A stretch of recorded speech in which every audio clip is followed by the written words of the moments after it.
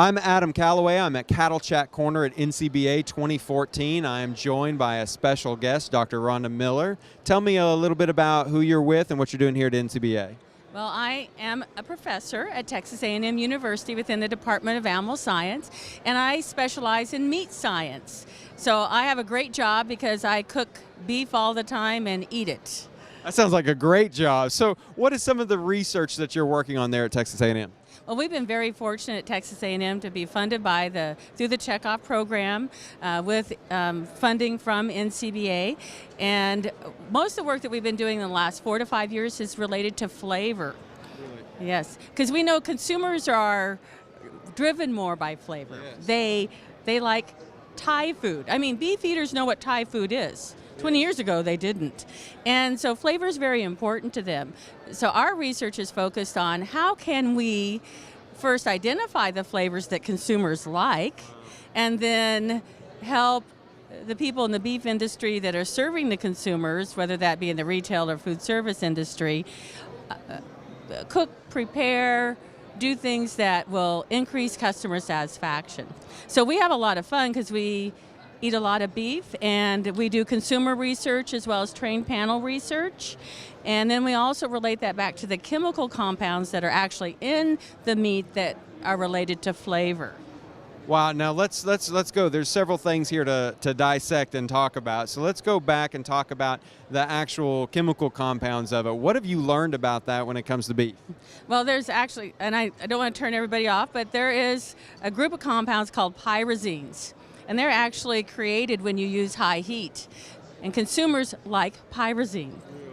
So what they like is they like grilled flavor. They like meat that's cooked on surfaces that have a high temperature, like on an outside grill or in a restaurant with a flat grill or whatever, as long as it's high heat and it creates those grilled-like flavors. And even light beef eaters or heavy beef eaters, and even consumers that like their meat cooked to higher degrees of doneness versus lower degrees of doneness, pyrazines are what they like. And what's interesting is that when you talk to them individually, you know, they're not going to say, oh, I like this because it has pyrazines, but we measure it has pyrazines. And when we talk to that consumer, they talk about how much they like the flavor. I mean, our consumers are very loyal to our product because of flavor. It's fascinating. Well, what else enhances the flavor then of beef as you've done this research? Some of the things that they don't like, we actually create different scenarios where we have a lot of flavor difference in the beef. We do know that if you're going to do crock pot cooked product, you need to add a lot of flavor to it because they like the beef flavor that's there, but they want more flavor than that. We also know that, which probably isn't a huge surprise, but the majority of consumers like lower degree of doneness, and and tenderness and juiciness and flavor are all three very important to them. So they really like, obviously, tenderloin steaks. They like strip loin and ribeye steaks that are cooked on that high heat to lower degrees of doneness. And they'll rate those higher, and they'll talk about them. They'll even rave about them. It's really fun to talk to them because it makes you believe that this industry has such a good future because they do have a loyal consumer base that sometimes I think we don't think about as an industry. Well, is there anything surprising that's come out of the research that you didn't expect? Well, we looked at different cuts. We do. I mean, it's not surprising. The other thing is that they like choice over select. And they don't know they're eating choice or select. They're eating cuts that are different, that have been prepared for them. They haven't looked at the raw sample. They're only eating. And when we do that, and they want some fat flavor with the pyrazines and a low degree of doneness. Wow. They find it. Well, I guess one of the bottom line questions is why do this type of research? Why is it important to do this? Well, as you know, NCBA spent a lot of time looking at some alternate cuts, how we can fabricate the carcass and use some of these underutilized cuts from the round and the chuck.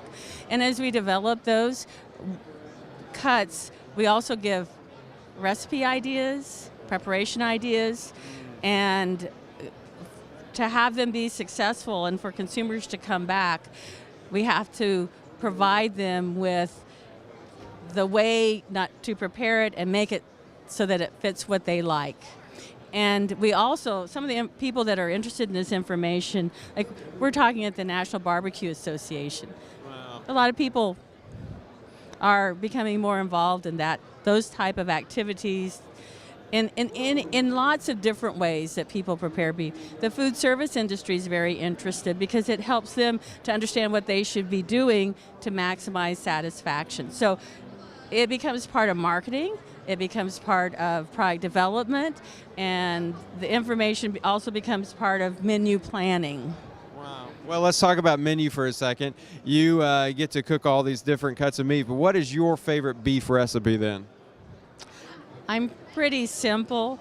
I am happy with a strip loin steak cooked to medium rare with my special seasoning, which my secret is Lowry seasoned salt and seasoned pepper. It's not very complicated, but cooked on a really hot grill. And so and it's funny because then I obviously like pyrazines, and I also like I like some fat flavor, and then I like a little bit of, not too much salt, but I like the beefy flavor that you get with medium rare. Well, Dr. Miller, thank you for stopping by Cattle Chat Corner. You definitely have the greatest job in America, I think.